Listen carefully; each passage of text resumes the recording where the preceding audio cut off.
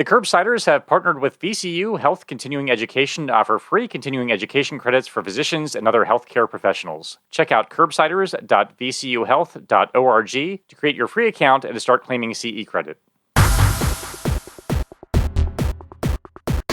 The Curbsiders podcast is for entertainment, education, and information purposes only, and the topics discussed should not be used solely to diagnose, treat, cure, or prevent any diseases or conditions. Furthermore, the views and statements expressed on this podcast are solely those of the host and should not be interpreted to reflect official policy or position of any entity, aside from possibly Cash Like Memorial Hospital and affiliate outreach programs, if indeed there are any. In fact, there are none. Pretty much, we aren't responsible if you screw up. You should always do your own homework and let us know when we're wrong.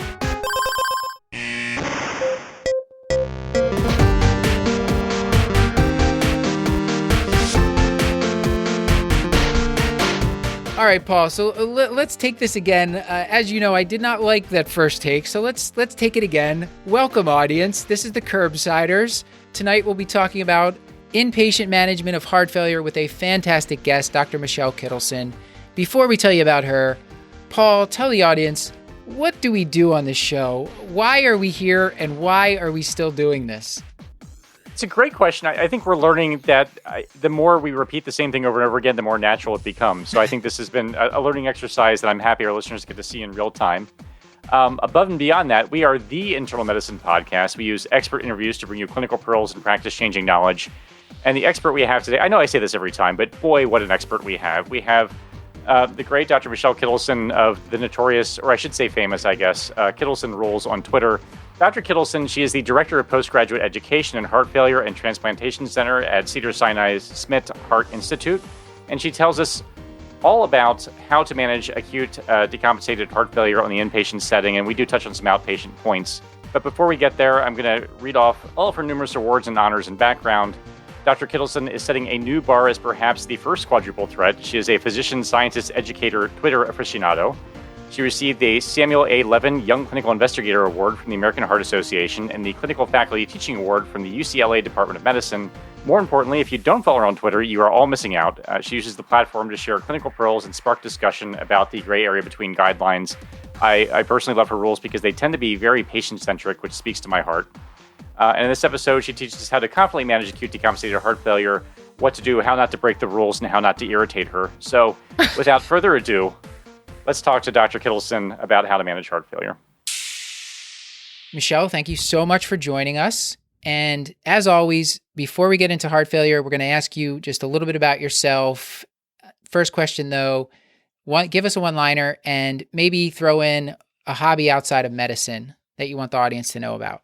Okay, I'm Michelle Kittleson. I am, in fact, the 5th generation of doctors in my family, the 2nd generation of cardiologists. I tend to characterize myself as a medical minimalist, and I am famous for my amazing brownies, at least among my kids and all their classmates. Oh my gosh, why don't we work together? I love brownies. And wait, have you tried my brownies? They shouldn't even be called brownies, but for lack of a better word. And these brownies, no illegal substances or previously illegal substances in them. You know, the closest I've ever come to an illegal substance is I once held a cigarette that was not lit. I am as pure as the wind-driven snow. Okay. I'm speechless. So Paul, you take over. No, I'm still recovering. So I'm going to ask my usual questions. So not to date the show, but we're in the time of COVID. So I've actually managed to get some books read. So now as I've worked my way through my list a little bit, please feel free to add back to it so I can feel inadequate again. So give me any book recommendation that strikes your fancy. So one of my favorite books in the entire world is My Own Country by Abraham Verghese. It's the story of this Indian immigrant who comes to Eastern Tennessee to do his residency. He's a bit isolated from the community, being an Indian immigrant in Eastern Tennessee in the mid-'80s, and he's taking care of these AIDS patients, this burgeoning epidemic. These patients are also disenfranchised and isolated. And the stories about medicine, the stories about people, it's the most amazing book in the whole world. That is a great recommendation. That's a great recommendation. I think that's a new one too, Paul. I don't think so. We've had that before. That may get fast-tracked above like the business leadership books that I've been cheerfully ignoring for the past 3 years.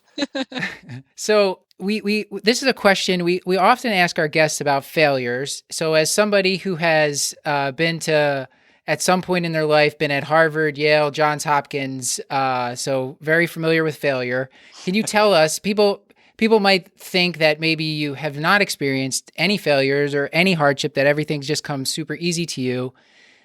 Tell us about something you've struggled with and maybe what you learned from that. Yeah, I am very lucky that I went to a lot of great schools, and if you're on this track, you go to one and you get into another. I definitely wasn't the kind of person that things came easy to. I wasn't one of those photographic memory people, if they even exist. I am not one of those people. I have to read things 10 times before it sinks in and write it down another 10 times before I remember it.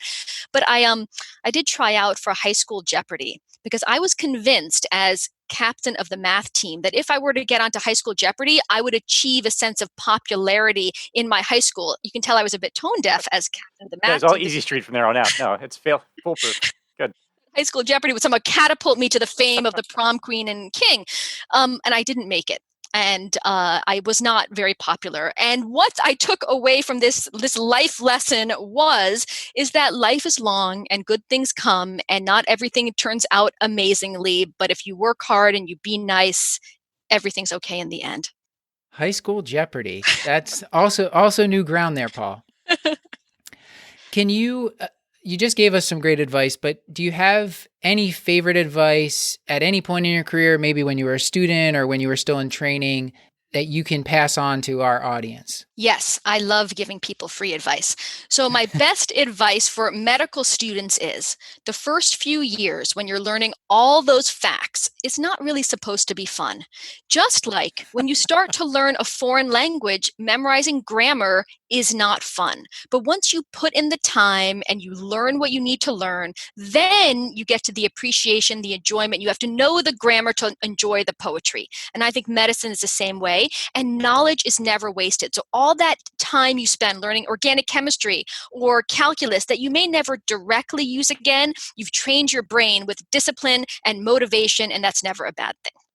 Fantastic. Can I ask a corollary? You're actually renowned for advice. The brownies, I'm ashamed to say I didn't know about, but the advice, I think you're hugely Twitter famous for giving great and what I think is genuinely patient-centric advice, which I always really appreciate. This is not the question you're expecting, probably. Do you have any idea how many roles you're up to at this point? I feel like you're incredibly productive. It's all really relevant, but are you keeping track at all, or is it just a bunch now at this point? Yeah, a bunch. I mean, anything I might rant about on rounds, I say, aha, you, my small rounding audience, is not enough. I need to affect the world. Let's put this on Twitter. So no, I actually don't know. I feel like that would be a job for a medical student, perhaps. I mean, it's easily accomplished, I think, is all I'm saying. Collate Kittleson rule. Yeah, absolutely. Yes. And then what they do with that information, I'm not sure if I can turn it into a stepping stone for their career, but if they were interested, that would be possible. I mean, you could at least suggest it, and then let's just see what happens. That's right. Fair enough. Paul, before we get on to a case from Kashlak, I wanted to, as always, I love hearing your picks of the week. So if you had anything for us, please let it rip. Oh, no, I didn't plan anything this week. No, the new Run the Jewels album is really good, so go listen to that, I guess. Okay. What was that? One more time? Run the Jewels. They're up to their fourth album. You don't know them?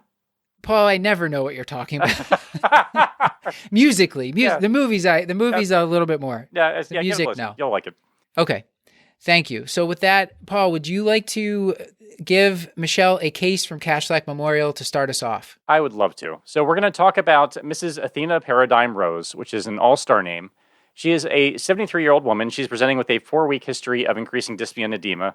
She says that she's now only able to sleep sitting bolt upright in a recliner. Previously, she'd used 2 pillows and was able to rest comfortably that way. She's also noticed that her lower extremities have been getting more progressively edematous, and this has not improved with elevation when she kicks the leg rest of the recliner up. Her past history is significant for diabetes. She's not currently on medication. We're not sure what her A1C is. She also has a past history of systolic dysfunction, an EF of 34% from an echo performed last year, just a very specific number. Atrial fibrillation, CKD, chronic low back pain, and she had an LAD stent placed 3 years ago. So her home regimen includes carvedilol, digoxin, hydralazine, isosorbide mononitrate, furosemide, 60 milligrams BID, and she's on warfarin for atrial fibrillation. Her INR when she was admitted was 2.3. So a lot of information. But we're trying to paint sort of a very specific clinical picture, and we always like to start out very basic and kind of build from there. So before we get into what we're going to do for Ms. Rose and our evaluation, this seems consistent with a picture of acute decompensated heart failure. So could you maybe define that for us and sort of talk about a little bit how someone might get to this point? Sure. So acute decompensated heart failure will occur when a patient is volume overloaded, congested with pulmonary edema, lower extremity edema, which happens through two mechanisms. I mean, you can have heart failure with reduced ejection fraction, or you can have heart failure with preserved ejection fraction. But in either case, the poor heart and the kidneys stop talking to each other.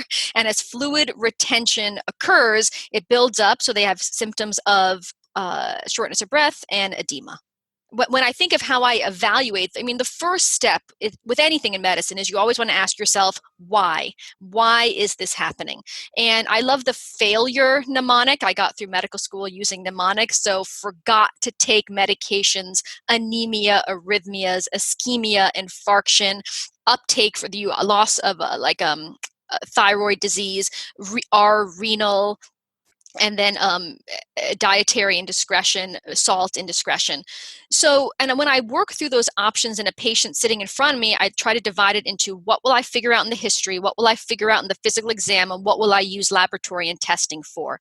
So if I think about the history, I think about dietary medication non-adherence, other medications like NSAIDs, illicits like cocaine and methamphetamines. Do they have any signs or symptoms of ischemia, PE, or I think about the physical exam. Are they in atrial fibrillation with rapid ventricular response? Do they have any valvular disease I can hear on the echo?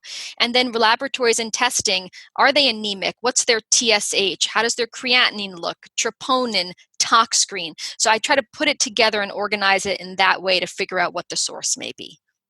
One thing that Paul and I were talking about beforehand is this idea that it's always the patient's fault when they have an exacerbation. And Paul, this was from, so I believe this was a grand rounds I attended during residency, which is now at least 7 years ago. And the speaker said, you can't always find something because heart failure is a progressive disease.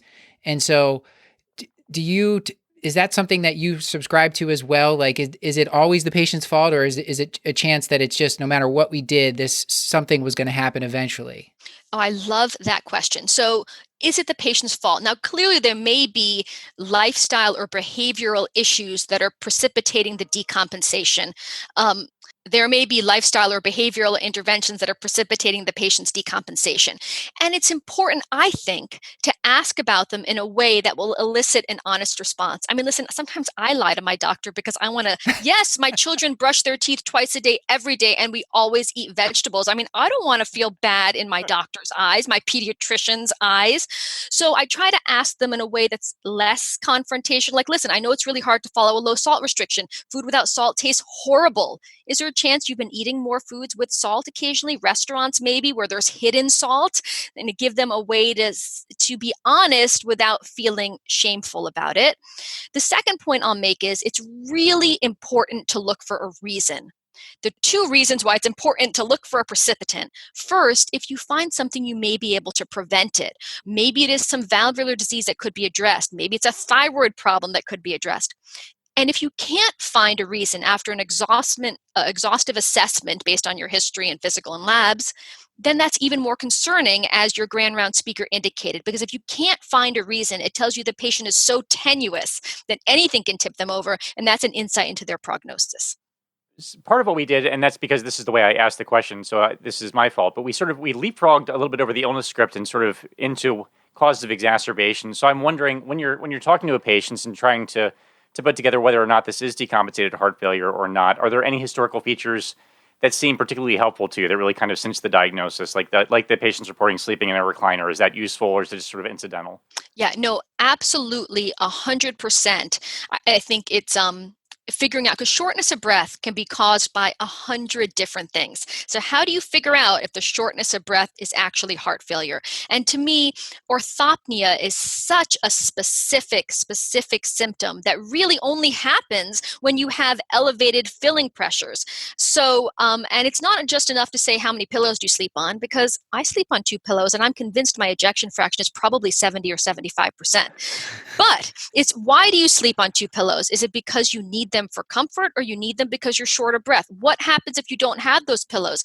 And do you ever wake up in the middle of the night? Well, of course, everyone wakes up in the middle of the night, especially during a pandemic. Do you wake up in the middle of the night because you can't breathe? And the next question is, well, what happens after you wake up? Do you roll over and go back to bed? Then it probably wasn't shortness of breath. Do you have to get up and sit at the side of the bed? Do you walk over to the window, open it to get some fresh air? So it's how you ask the questions. Orthopnea is a specific thing. Paroxysmal nocturnal dyspnea, a specific thing. Another good clue is a lot of patients have lower extremity swelling, but a lot don't, and they get abdominal bloating instead. I don't know why some people get abdominal bloating. Some people get lower extremity edema. It's important to ask about both when you're trying to narrow down the diagnosis. I think a lot of the times the patients know how they present. They'll say, Yes. yeah, my belly gets swollen, my legs never get swollen. It's so interesting how some patients they seem to sequester fluid in different ways, I found. So I think Paul's pointing out the illness script is that the classic heart failure patient that you think of, they might only have a couple of those things. And if the patient's had heart failure for a while, a lot of the times you could just ask them and they'll be like, oh yeah, this is my heart failure. I know, I've had this like several times before. So another thing that I wanted to ask you, and this is again going a little bit back to the etiology, the sodium restricted diet is not very patient centered, just in the sense that it's really hard to follow. And I think patients have a lot of guilt when they can't follow it. I know that there's some, I think our friends at Core IM did a whole episode on this, actually talking about how beneficial is salt restriction. What are your thoughts on it? You know, there was a really interesting study, the Gourmet HF trial. They had not very big, 66 patients. They were followed for 4 weeks. They got low salt meal delivery. There was a trend towards better clinical status and fewer readmissions. But, you know, is it not enough patients? Is it not long enough? Was there also people not complying with their true meal delivery? It's hard to know why that study, you know, absence of evidence is not evidence of absence. So does it work or not? And it's interesting because how do loop diuretics work? You pee out salt, a natriuresis and diuresis, but it's interesting that loop diuretics aren't associated with a reduction in mortality. Not that you'll ever randomize someone to loop or no loop, but if you do observational studies, there's a correlation between higher loop dosing and mortality. Now that, again, association, causation, you just need more because you're more sick. But the bottom line is they don't do anything really good for you. They're just a necessary evil. Interestingly, though, you take drugs like the neprilysin inhibitor, which increases endogenous natriuretic peptides, which make you pee more. And you take the Sglt2 inhibitors with all their mysterious actions, one of which is natriuresis, diuresis, and they do help people live longer. So there's a signal there. And I think until I dream of a day when future generations of patients never have heart failure. But if they do have heart failure, they don't even use loop diuretics because there's so many other medicines that do what they do so much better. But until that happens, the right answer is what works. And I do tell patients to restrict salt because honestly, it seems to work, and there tends to be a correlation between salt non-adherence, restriction non-adherence, and poor outcomes and decompensations in my experience. That being said, there's also some data, well, if you restrict carbohydrates, if you go on these low-carb, high-fat diets that are all the rage now, that also promotes diuresis. So is it the salt? Is it the carbohydrates? I don't think anyone knows the answer, but what I tell patients is, how's your weight? Does it fluctuate? They say, yeah, sometimes it goes up. But I said, do you ever notice a pattern between what you eat and your fluctuations, daily fluctuations in your weight? Yeah, if I have a little more salt, my weight goes up. How do you feel after that salty meal? Better or worse? And if they feel worse, then clearly there's something there and a reason for them to withhold salt. So let's say our producer Deb, who's going to be an intern next year, she's taking care of Miss Athena here, and she's admitting her to the hospital. The admission orders, her senior's like, put this patient on an 800 milliliter fluid restriction and a 1.5 gram sodium diet. Ugh. And the patient is like, doc, please don't do that to me or I'm going to leave. I mean, how hard... First of all, is the fluid restriction a good idea? And how hard line should we be about that? If the patient's like, I don't want a cardiac diet, give me a regular diet. What do you think for the hospitalized patient, a couple days? I love this question. Okay, Deb, if your senior tells you to put the patient on an 800 milliliter fluid restriction, and what was the salt one? It was so low. It was like so. It was like under 2 grams, Whatever, 1.5 grams. that horrific that you make that senior go on the same diet for 24 hours. That's just cruel and unusual. So this is so here's my philosophy. Yes, a 2-gram sodium restriction makes sense because it seems to work, at least with the imperfect medications we have now. And a 2-liter fluid restriction makes sense. That's not punitive. That's a good amount of fluid. Sure. If you cannot maintain a trajectory of decongestion on that 2 and 2 restriction, then that patient is really, really sick. And the magic bullet isn't going to be less salt and less fluid. The magic bullet's going to be what more aggressive do we need to get with their diuresis or other interventions to make them better.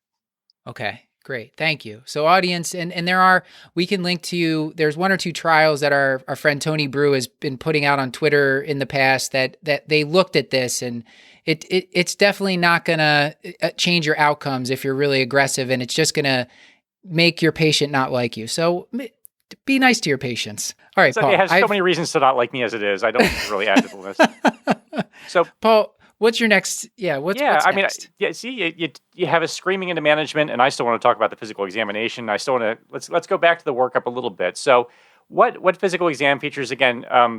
It's just desperately clinging to the physical exam as the gold standard, and it sounds like that's not always the case. But what parts of the physical exam do you find useful, and then conversely, what parts of the physical exam are sort of less useful in evaluating whether someone's in decompensated heart failure and how decompensated they are?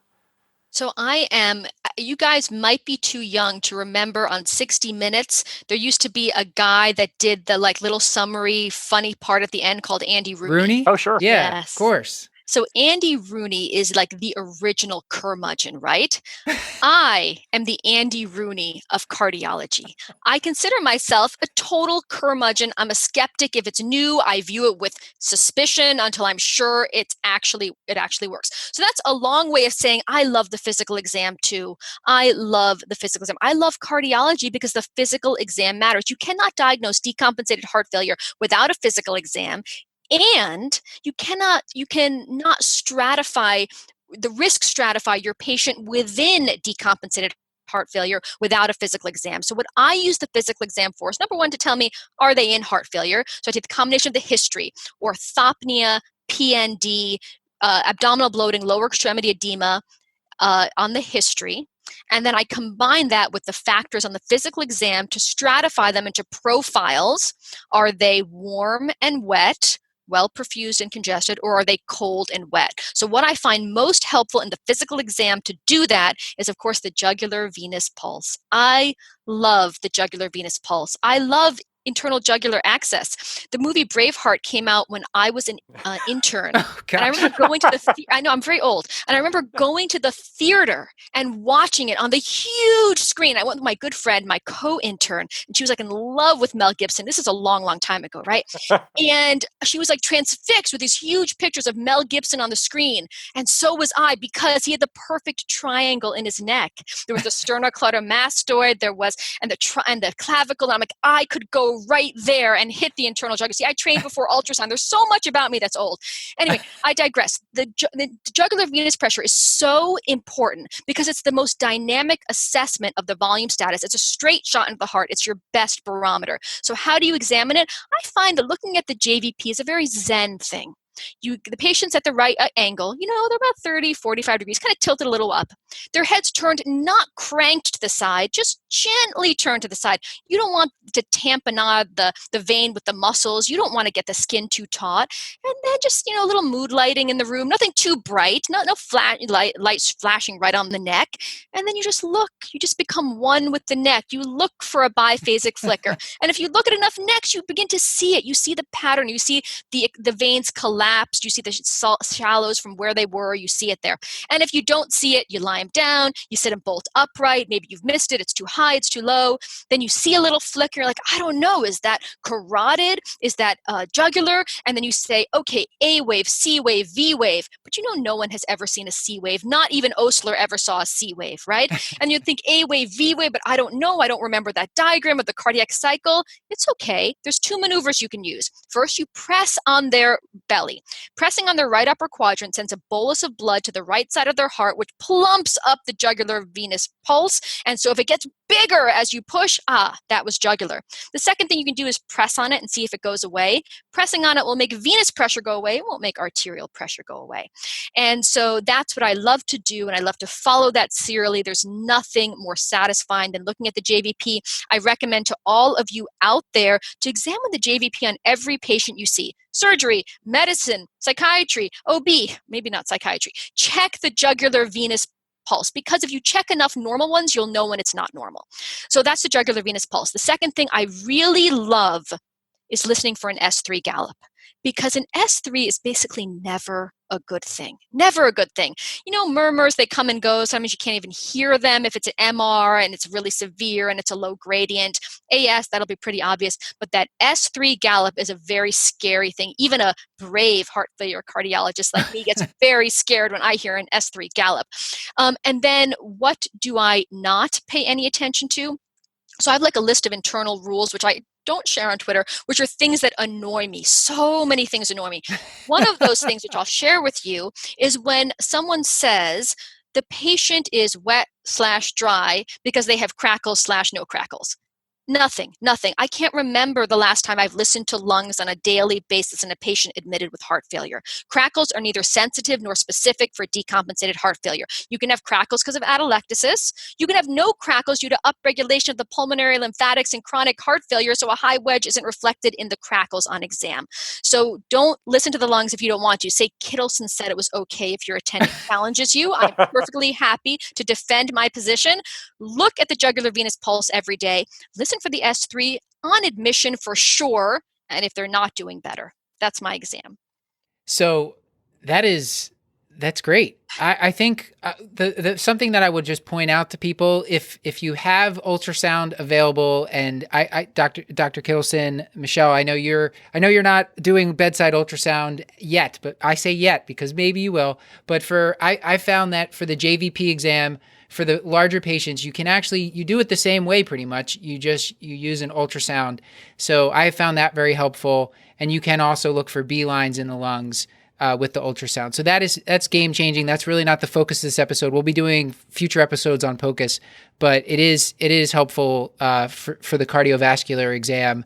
And that may be part of the future. Maybe there will be future Kittleson rules based on ultrasound. Listen, I might be Andy Rooney, but I'm not a hater. Like, I just, you get good at what you've trained with and what you have experience with, right? Yes. And I think there's an art to medicine. There's an art to incorporating new therapies. And if it's going to make you a better doctor, you should absolutely embrace it 100%.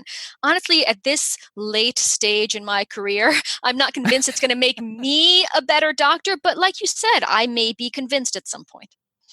Okay. And we might be jumping ahead here a little bit, but since we're still in the physical examination, which I do like to talk about, you mentioned the S3 being a little bit alarming, even to your experienced heart. Is there any other physical exam findings, like pulse pressure, like thready pulses, or other things that you hear discussed that should raise antenna or sort of prompt us to be a little bit more nervous or alarmed about the patient that's presenting to us?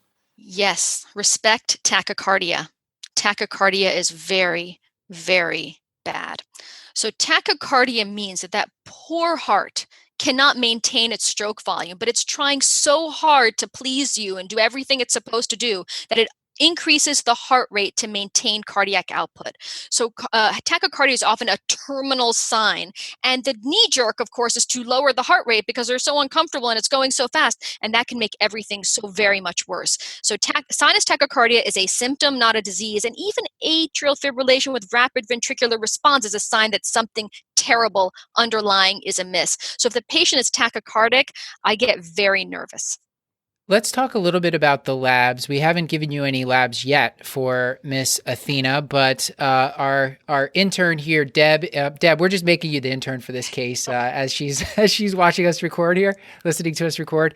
So Deb is wondering, she's heard some some attending physicians, and this is a true story. This is something I've heard. Maybe Deb has heard this too. Some attendings are like, I don't need a BNP to tell me that someone's in heart failure, but the heart failure guidelines tell us to check BNP. So how is BNP and how is NT-proBNP being used in your practice, if at all? So the heart failure guidelines may say to check it, but they certainly do not recommend serial testing of BNP to guide therapy during a heart failure hospitalization. That is true. Yeah. So what I would say is this, and I'm channeling Andy Rooney again, may he rest in peace, because, you need to do whatever you can that helps the patient feel better and live longer. So let's talk about when BNP is helpful and when it's not. I consider the history and the physical to be kind of like a funnel that sets your pretest probability, and then you evaluate the results of your lab test through the prism of what the history and the physical have already told you. So there's nothing that irritates me more. We're gonna have to start a list now of things that irritate me. God bless the emergency department. They can put in chest tubes and do trachs and diagnose anaphylaxis way better than I can. But I don't like it when I get called to the ER because someone has an elevated BNP. Period. Nothing else. No story.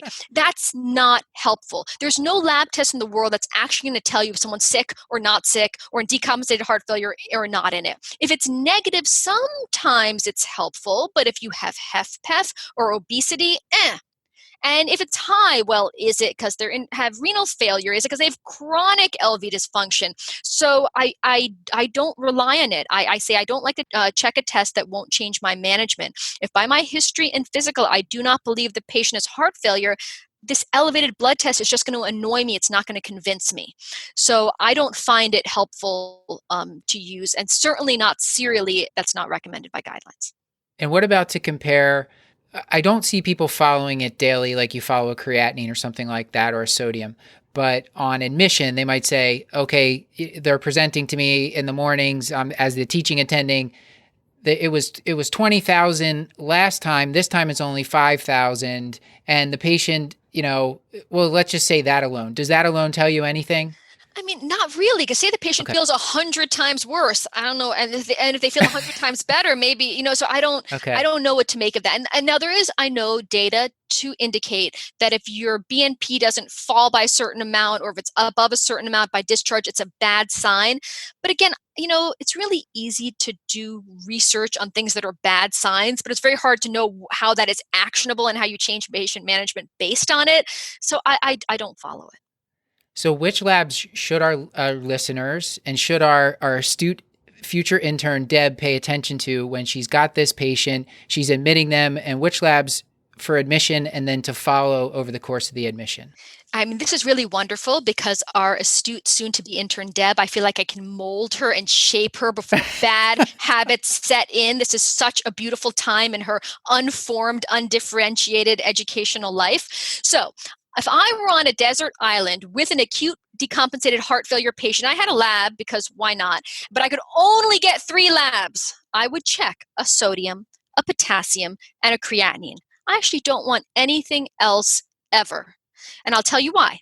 Sodium being low makes me nervous. That makes me worried. This patient's sick. Low serum sodium is a really bad sign that they're not just congested, but also poorly perfused. They're wet and cold.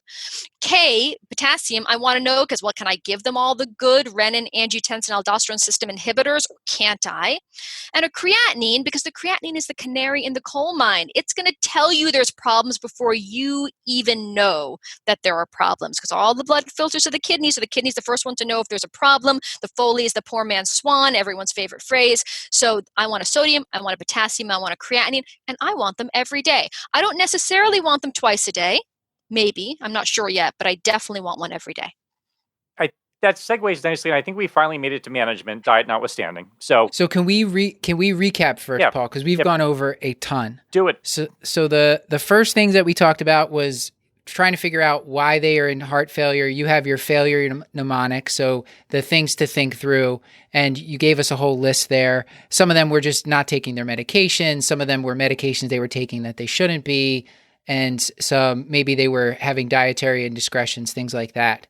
And then we also talked about the physical exam the S3 that makes you scared. You love we're going to get Zen with our JVP exam.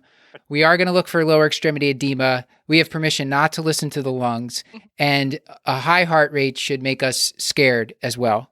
And then the BNP, we don't care that much about the BNP, but we do care about the potassium, the sodium, and the creatinine. We're going to be following those daily. Can we just recontextualize? The lungs are maybe not the most helpful exam when assessing for acute decompensated heart failure. Can we just frame it that way, just to save some people from getting yelled at by their attendings? Yeah, please listen. If you're a third-year medical student, please listen to the lungs. The heart failure exam is not great, but also Michelle has great power. But until you're attending yourself, maybe just do things by the book. But okay, so I think now we're ready to move into management. So Paul, take us forward. Intern Deb is excited to diurese, and she's wondering exactly what agent to start with, and then the dosing of that. I feel like sort of furosemide is kind of the classic start. So I know that IV diuresis is a favorite topic of yours. So if you could sort of talk us through your initial approach and how you would start diuresis in this particular patient. Yes. So we know the patient's wet, and we're going to start with a loop diuretic because it blocks in the proximal part of that tubule that everyone has to memorize in medical school, which means it's really, really effective for diuresis. So loop diuretics are where it's at when it comes to effective diuresis. In terms of the choice of loop diuretic, furosemide is the one everyone reaches for because honestly, it's the cheapest. And is bumetanide any better? We all kind of think it's better, but it's also more expensive. Okay, so I start with furosemide. How do you know? And you're going to give it IV, of course, otherwise you wouldn't be wasting the poor patient's time by putting them in the hospital. And the next step is how much are you going to give? And to answer that question, you will impress your senior and your attending by saying that you went by the dose trial to help you decide how much to give. So the dose trial, New England Journal, 2011, they took patients and they randomized them to high dose versus low dose loop diuretic, bolus or continuous infusion. The primary endpoint was kind of wonky. It was global assessment of symptoms at 72 hours, which I still am not exactly sure what that means, but the secondary endpoints were really useful. More effective diuresis if you are on a high dose infusion, if you were on a continuous infusion. So really high dose is the way to go. How do they define high dose? 2.5 times the outpatient dose was high dose. So this woman is on 60 PO BID of furosemide at home. So we'll do something like 120, 160 IV BID to start in the hospital. How fast do you want to go? As fast as she will let you. So that's where knowing if someone's warm and wet or cold and wet comes into play. If you have a patient who's very wet and 2+ edema, lots of abdominal bloating, weights up by 10, 20 pounds, and their blood pressure's fine, and their potassium's fine, and their creatinine's fine. If they diurese 5 liters a day, that's a good thing. There's no such thing as too much diuresis. There's such thing as too much diuresis as measured by blood pressure, potassium, creatinine is not tolerating. But if the next day their blood pressure, creatinine, and potassium are fine, you keep going. My personal record is 11 liters in one day. Whoa. Yeah. I hope that patient had a Foley. Yeah, he probably did. I mean, he was a man, and men are so weak. I'm sure he was complaining after like the first liter, and we had to put a Foley in. I take no offense to that comment. I completely agree with you. And he was wet and he was warm. And that's why it had to happen. And I wasn't even trying that hard. And you know who was the best doctor the next morning? It was me. Because even though he was up all night peeing, Foley notwithstanding, he felt so much better. I have a couple things that I wanted to touch on with diuretics. You mentioned the 2.5 times the dose, and Lasix or furosemide, bumetanide, they all seem to have a threshold. And when you give them IV, they're supposed to act quickly, right? So what I commonly see people do is they give it, and 6 hours later they go back and they're like, did it work? But I feel like you can tell early on in the dose if it's going to work or not. Do you have any specific guidance there that you give to people, or do you just give it the full like spacing between? Oh, absolutely. I think it's very important to be aggressive because remember, every day this patient spends in the hospital is a chance to fall out of bed or get C. diff, right? So you need to do whatever you can to make that hospitalization as short as possible, which means you have to diurese them as effectively as possible, make every minute count. And you're absolutely right. Within the first few hours, you should see a rush of diuresis. And there is that threshold effect. Like, for example, if 40 isn't working, the answer isn't to give 40 more times a day. The answer is to give 80. Patients just seem to have that need. They will tell you what their threshold is. And I think it's okay to be aggressive and go up on it. So to find, exactly as you say, that moment when it works and then maintain. Yeah.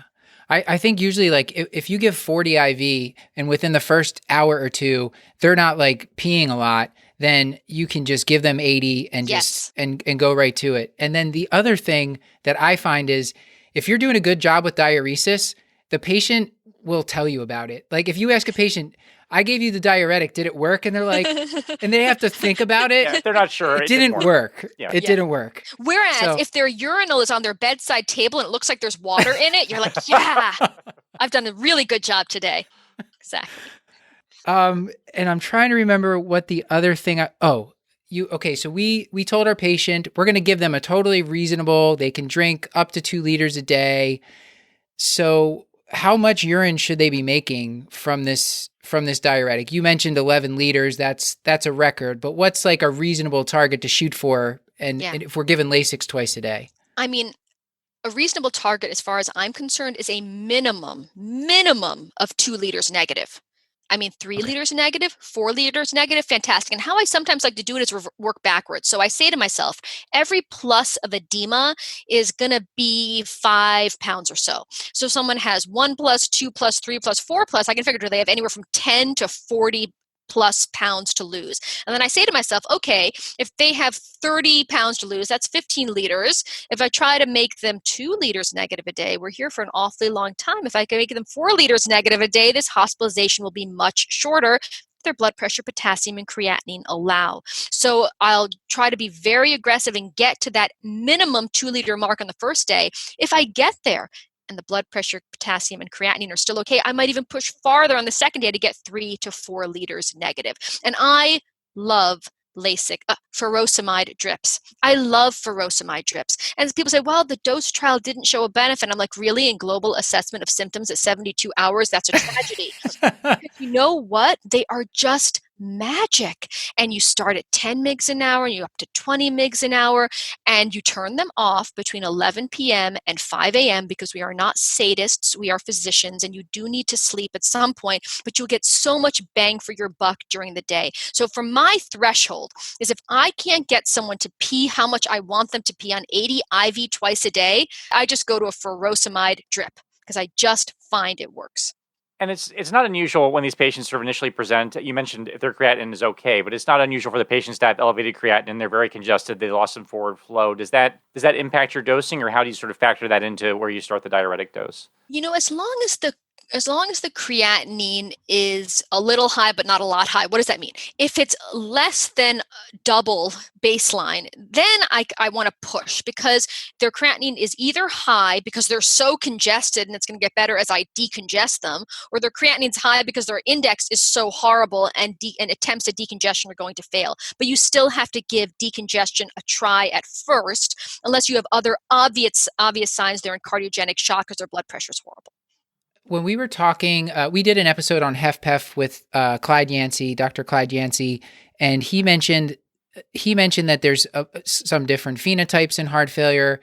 When you're talking about HFpEF versus HFrEF, the speed at which you can diurese somebody, is there a difference as to how aggressive you'll be? Because our patient, Miss Athena, that we're talking about HFrEF.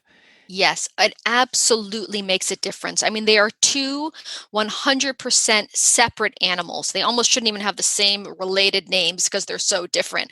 HFpEF, let's talk about HFrEF first. So the major malfunction in HFrEF is, of course, you've got this poor, weak, failing ventricle, which leads to a lower stroke volume, which leads to then congestion, because things back up. The beauty about HFrEF is that if you afterload reduce them, then there's the poor failing ventricle can actually increase its stroke volume and feel better and everything gets better. And as you diurese them, those little sarcomeres stretch better like they're supposed to in the myocytes. And you can see how well I did in all that part of medicine. But diuresing them actually can improve their cardiac output. So life is good with HFrEF. It's a malleable, dynamic condition. HFpEF, on the other hand, is more of a mechanical condition. You've got this stiff heart with a fixed stroke volume. And because the heart is so stiff, blood backs up and you get congestion, but it's not the same kind of congestion. You're going to get liters and liters of fluid with HFpEF, the garden variety HFpEF. You're going to get more of the lung congestion, pulmonary edema. And you also know that small changes in volume lead to big changes in pressure when you've got this stiff heart and less compliance. And afterload reduction works not at all because they have a fixed stroke volume. When you try to afterload reduce them, they don't augment this wonderful response. They just get tachycardic and hypotensive and worsening renal function. So it's a completely different animal. So if someone has HFpEF, I will diurese them more gently, 1 to 2 liters a day, letting their blood pressure and creatinine guide me more than anything. And depending on, now, HFpEF itself, that garden variety, little old lady with hypertension and atrial fibrillation who takes her NSAID and then she gets heart failure, but then it's kind of okay between episodes, that's its own animal where there is no guideline-directed medical therapy, but small bouts of diuresis which usually fix people very well. There's these special forms of heart failure that tend to have preserved ejection fraction, like amyloid, these restrictive things, and so fascinating, this new area of amyloidosis. They're a little different in that you're never going to be normal. Even between episodes, there's going to be an inexorable trajectory of downward decline. And those patients almost never have a normal JVP because they're basically stiff and restricted all the time. So if I have one of those patients, I don't try to normalize their JVP because I can. I will diurese them only to symptom benefit and then think about the bigger picture. What else can I offer this person with this mechanical problem where there are no medical solutions? Wonderful. We also always get a lot of questions about if you have somebody on diuretic, let's say they're on furosemide 120 to 160 twice a day, and it just doesn't seem to be working, or even if they're on the drip and it doesn't seem to be working, when do you reach for metolazone or a thiazide diuretic to boost that? Right. So the sequential nephron blockade, as those fancy nephrologists like to call it. Exactly right. So my threshold is if you're on 80 IV BID of furosemide, it's not working to get you at least 2 liters negative or more, then you go to a drip. And you go to a drip 10, 20, 40, 80. And if an 80 milligram an hour furosemide drip is not giving you what you need first, you're getting really worried at that point. And that's either happening because the patient's like sneaking in a ton of water without you knowing, probably unlikely. The patient's kidneys are just not very good, or the patient's heart isn't very good, so the kidneys aren't seeing. So there's reasons this could be happening. So you may reach for the metolazone in that setting.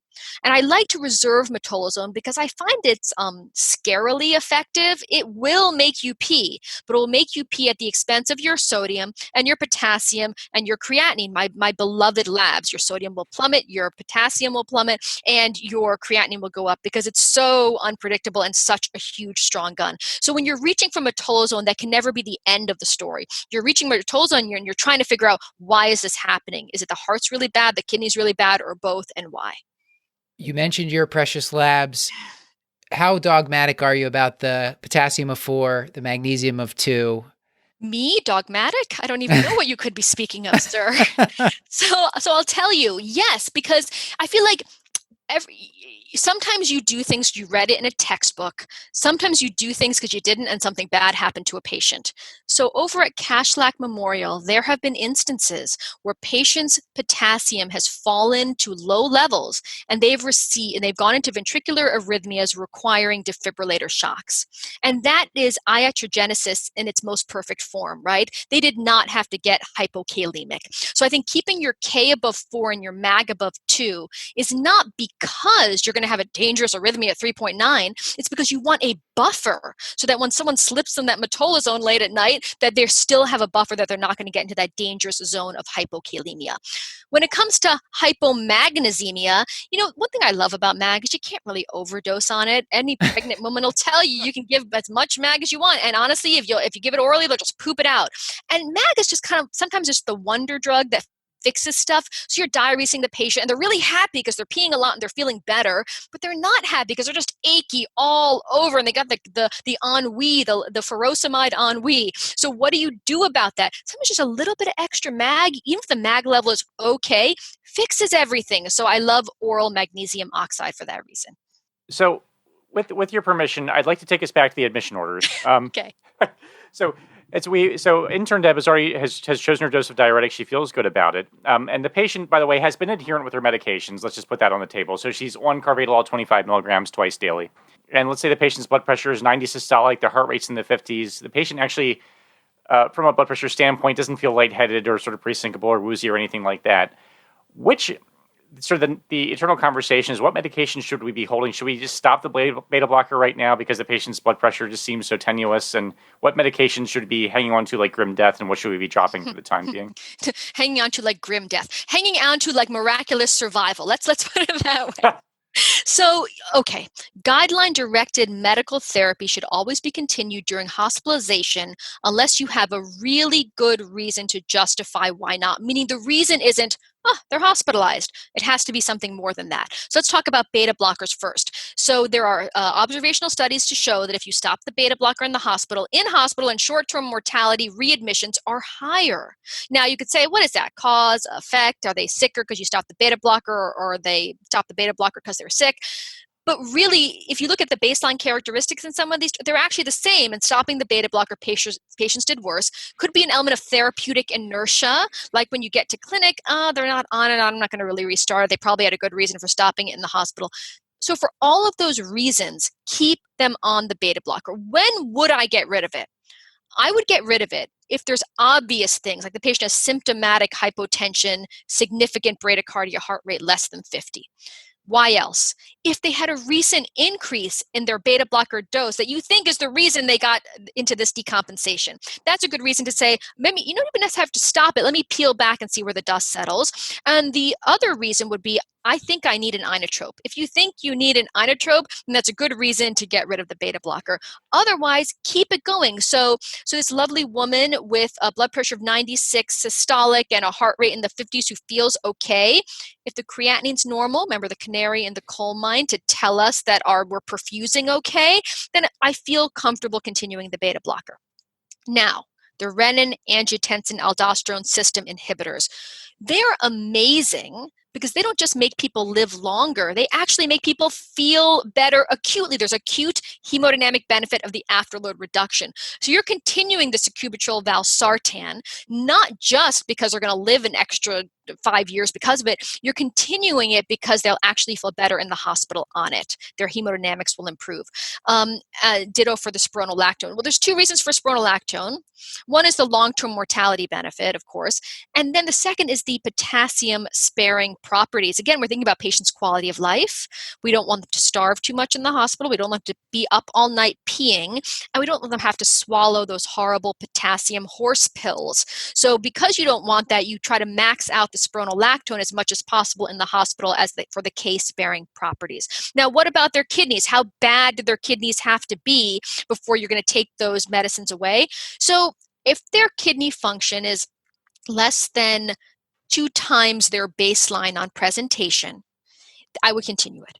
If over the course of the first few days of hospitalization, their kidney function is stable and they are responding to your diuretic efforts, meaning their kidneys are clearly doing what they're supposed to do, there's no reason to hold off on your wonderful renin-angiotensin-aldosterone system antagonists. That's great. I think it's really common when you're taking care of patients in the hospital, you'll get a call from the nurse. Patients due for their morning meds. Their blood pressure is 95 systolic and their heart rate's 55. Do you want me to give their beta blocker? Do you want me to give their medications? And it sounds like as long as the patient's feeling fine, creatinine stable, the answer is keep them on that. We want their blood pressure low. They have systolic heart failure. That's actually afterload reduction that's helping them. And we want their heart rate slow. That's neurohormonal blockade, right? Yes. And so I usually look at it this way. you have only a certain amount of blood pressure to spend, so what are you going to spend it on? So you're going to spend it first and foremost on your sacubitril valsartan / ACE inhibitor / ARB. And the reason you're going to do that is because you get acute hemodynamic benefit in addition to long-term mortality benefit when someone's in the hospital. And then if you still have blood pressure to spend, you're going to put the beta blocker on board. Now that prioritization may change if the patient is an ischemic with a ton of VT. Then you might say, I'm going to prioritize my beta blocker. So if you feel the blood pressure is marginal, you can do it that way. What I like to do with the admission orders is say, hold sacubitril valsartan for systolic less than 90, hold carvedilol for systolic less than 95, or something if I think the patient's going to get into an issue and I want to prioritize one over the other. Great. That's fantastic. So what's our sign out to our night float look like? Because I feel like that's when you're getting the nighttime. So when should they be worried and call for the swan, and when should they be giving the extra diuretic? And then you can yell at us for even suggesting they get extra diuretic at nighttime. So my philosophy on how you sign out a patient with HFrEF is honestly just let them be. Let them be. Don't look at their ins and outs. Don't look at their vital signs. Don't even check a PM, basic metabolic profile, if the AM profile looked okay and you didn't give them metolazone. And why do I say that? Because sleep is important. And I think there's nothing crueler than when I go and I review the vitals in the morning, and in our computer system, they show you 12-hour bits. So they say eyes and O's from 7A to 7P and then 7P to 7A. And if I see that the output from 7P to 7A was 5 times what it was in the daytime, I'm scared to go in the patient's room. In fact, that's one reason I look at the vitals before I go in, so I'm prepared of what I might have to manage at that point. It's just mean. So it makes more sense to be far more aggressive in your dosing, and that's one reason why furosemide drips are so important. And if someone really is an extremis, they are so short of breath, they're not going to make it without that spot dose, they probably shouldn't be on the floor anyway. So give your night float a break, give your patient a break, let them sleep, just be very aggressive the next morning. First point. Second, okay, say they have hypokalemia in the morning and you do want to recheck it, or they're on a Lasix drip and you don't feel comfortable, you need to recheck it, or they're on metolazone. Don't check it at 6 p.m. Check it at 3 p.m. Then you get it back by 4:30. Then you order it at 5 and the patient gets it at 6, as opposed to the other scenario where they're woken up at 10 at night to swallow a potassium horse pill, and that's just mean also. So that's what I would tell the night float, is kind of just set it and forget it. Hey, night float, I've done a good job, so you don't have to do anything. Yeah, and the other thing is exactly. You take care of the daytime team takes care of it. It's probably safer that way anyway. You know the patient better to make the decision about if they need more or not. Well, sometimes when you get a patient in the hospital and you're diuresing them and maybe their creatinine started to go one way and they're still having an oxygen requirement, and you feel like you're not sure you've been given pretty high doses of diuretic, but they just don't seem to be going the right way. When do you decide to get them a swan? Give them a swan, if that's what we call it anymore, right heart catheterization. When do you reach for that test? So Swan Ganz catheter, poor Dr. Ganz always gets short shrift. Swan Ganz catheter, pulmonary artery catheter, right heart catheterization, all synonymous terms for allowing us to measure filling pressures on the right side of the heart and the left side of the heart, pulmonary artery pressures, and cardiac output. It's really the sine qua non of diagnosing any form of shock. So how do I decide when you need it? I like to think about the holy trinity of decompensated heart failure, where you have volume overload. And if you have one of 2 other criteria, you need a swan. So if you have volume overload plus renal dysfunction, progressive renal dysfunction, or if you have volume overload plus progressive hypotension, then clearly what you're doing isn't working. And it's either not working because you're totally wrong and they're not actually wet, or it's not working because their cardiac index is so horrible that your diuretics aren't even getting to your kidneys in the first place. And the only way to sort out that vast conundrum is with a pulmonary artery catheter. So that's when I reach for the pulmonary artery catheter. But we must all remember that is a diagnostic, not a therapeutic intervention. The very act of throwing in the swan does not make things better, right? You have to act and interpret the numbers. You have to have tools and goals.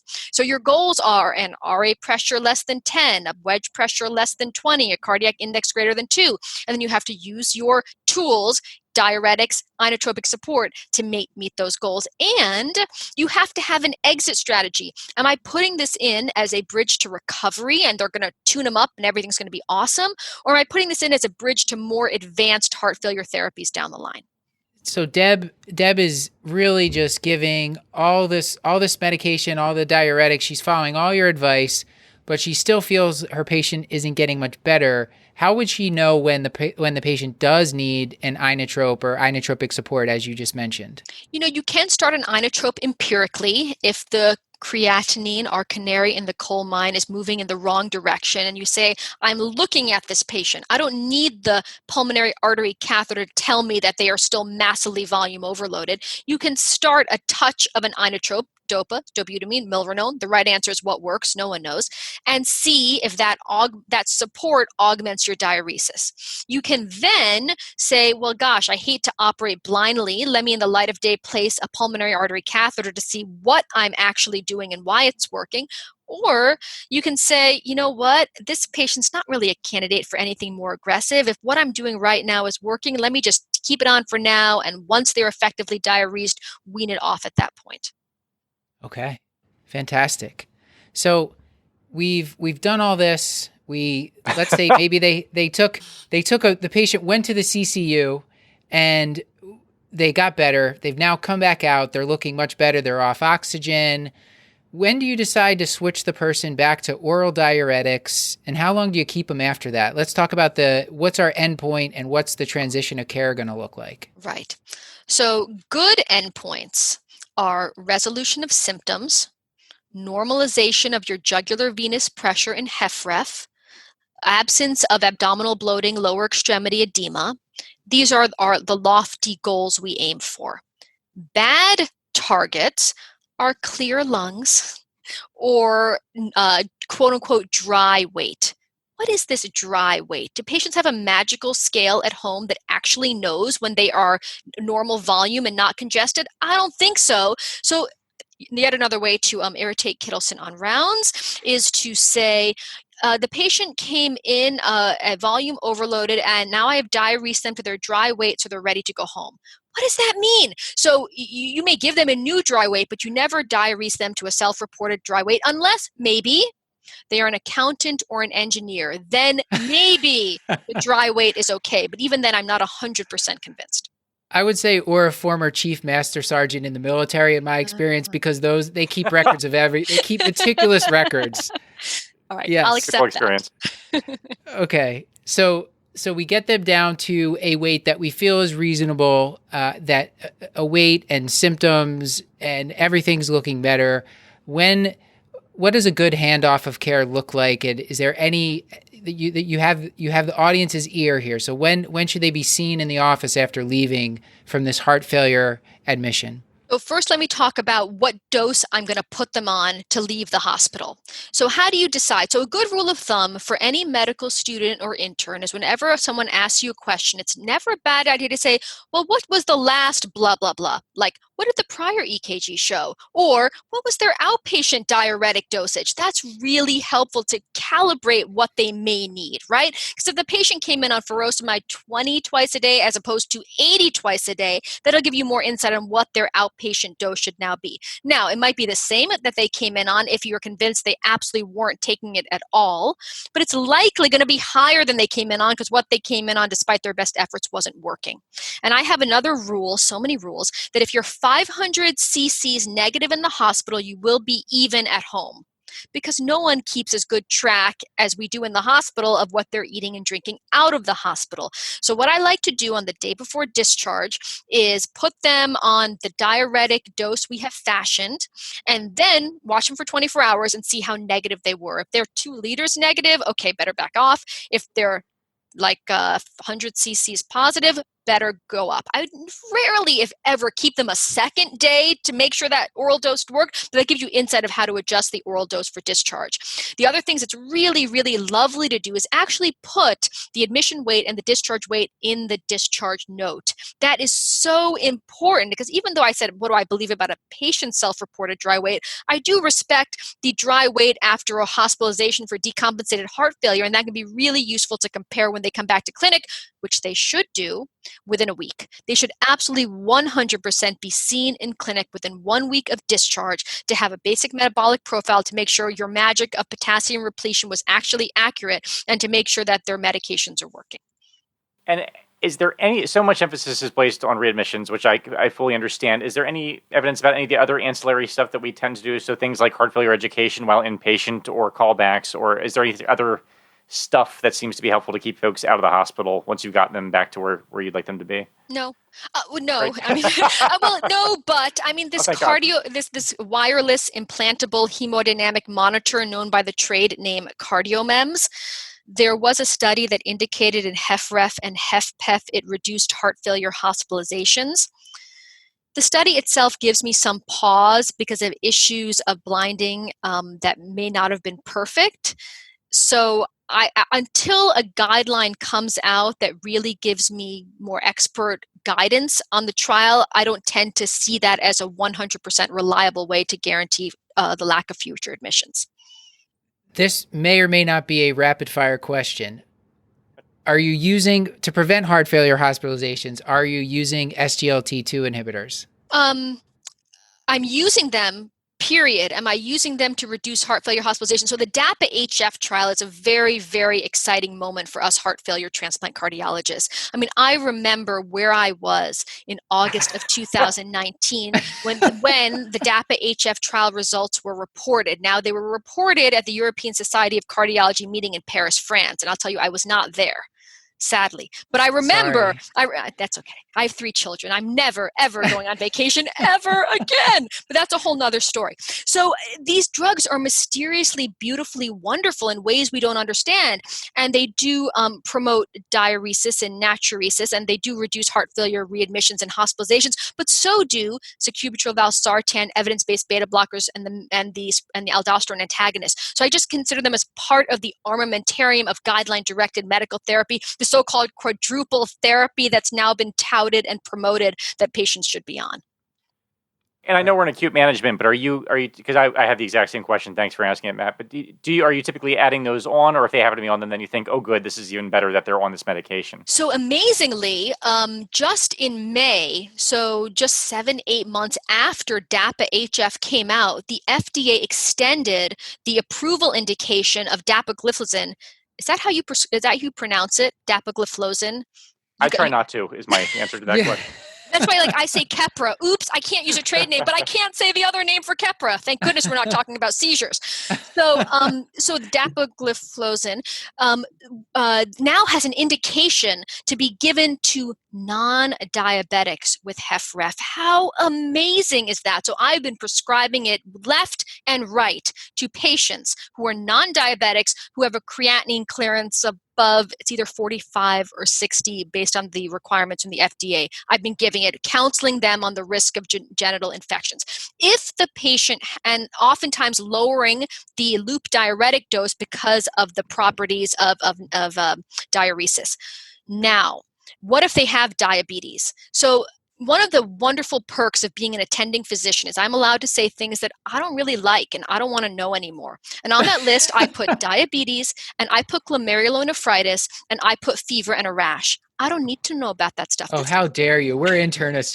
That's not an insult. That's a compliment. My brain is too weak to wrap itself around these scary conditions. I cannot learn them. I cannot. So, diabetes. Weren't you a Rhodes Scholar? So now you're just rubbing it in, huh? All my failures, no Rhodes Scholar, no high school Jeopardy. When does it end? So back to the important point here about saving lives. So if someone is diabetic, then I don't really know what to do. So I phone a friend, Lee, endocrinologist or internist, and I say, listen, can you help me, please? I really think this will be a good medicine. To which the smart doc replies, are you kidding, Kittleson? It's a type 1 diabetic. Don't you know anything? Or will help me transition the patient appropriately to an Sglt2 inhibitor. Right. Yeah, I think for the audience, the use of Sglt2 inhibitors, we talked about these for perioperative medicine. On the inpatient side, they're not being used so much, largely because right now, in my experience, they're not on hospital formularies. That's one of the big things. So I think that will be probably an evolving area of practice. I'm not sure, Michelle, if you have been continuing them on patients as part of their guideline-directed therapy or in addition to their guideline-directed therapy. Yeah, I'm just not sure now that you mention it. Yeah. I mean, so many things boil down to cost as opposed Right. to medical benefit. But you know what? That's okay. Because it doesn't, if you start as an inpatient or outpatient, either is just wonderful and outpatient Sure. is perfectly fine. All right. Well, this has been such a pleasure. Unfortunately, we at some point have to let you go, or fortunately for you, I should say. You mentioned you have 3 children, so I imagine they would like to see you at some point. This is like a vacation for me. Listen, if I could do this for another few hours, it's totally cool. They're like, oh my gosh, we thought that excuse was going to work. How do we get rid of her now? It's okay. So I did the recap for the first part where we were talking about the kind of the diagnosis and the workup. Did you want to try to recap a little bit about the treatment stuff that we've been talking about and any take-home points that you wanted the audience to remember?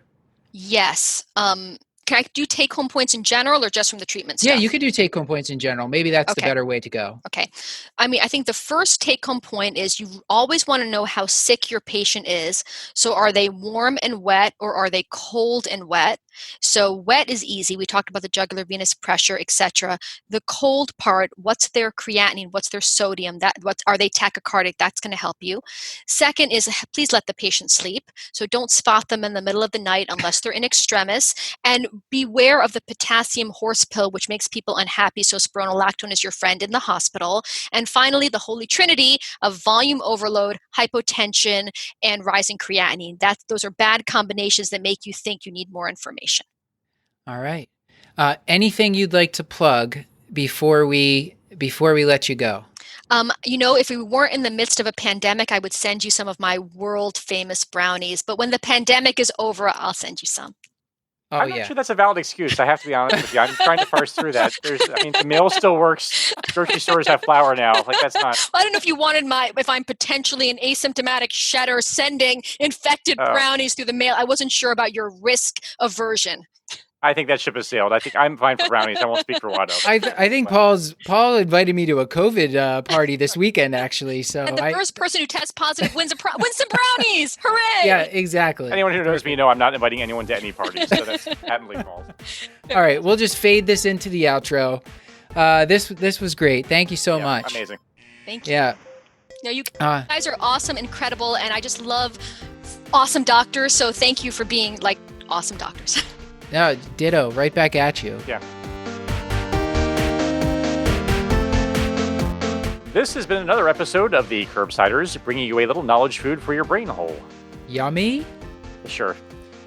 Get your show notes at thecurbsiders.com/podcast and sign up for our mailing list at thecurbsiders.com/knowledge food to get our weekly show notes in your inbox. We're committed to providing you with high-value, practice-changing knowledge, but to do that, we need your feedback, so subscribe, rate, and review the show on Apple Podcasts.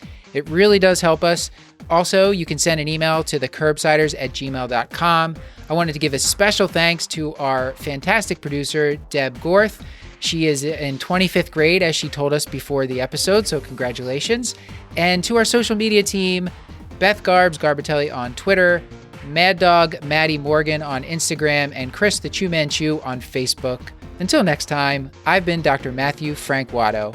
And we would be remiss if we did not thank the great Stuart Brigham for composing the theme music you are presumably hearing now. And we should also thank Claire Morgan of Not Really for editing our audio. And as always, I remain Dr. Paul Nelson Williams. Thank you and goodbye. And thanks to our partner, VCU Health Continuing Education, who's helping us offer free CE credits for physicians and other healthcare professionals. Check out curbsiders.vcuhealth.org for more information.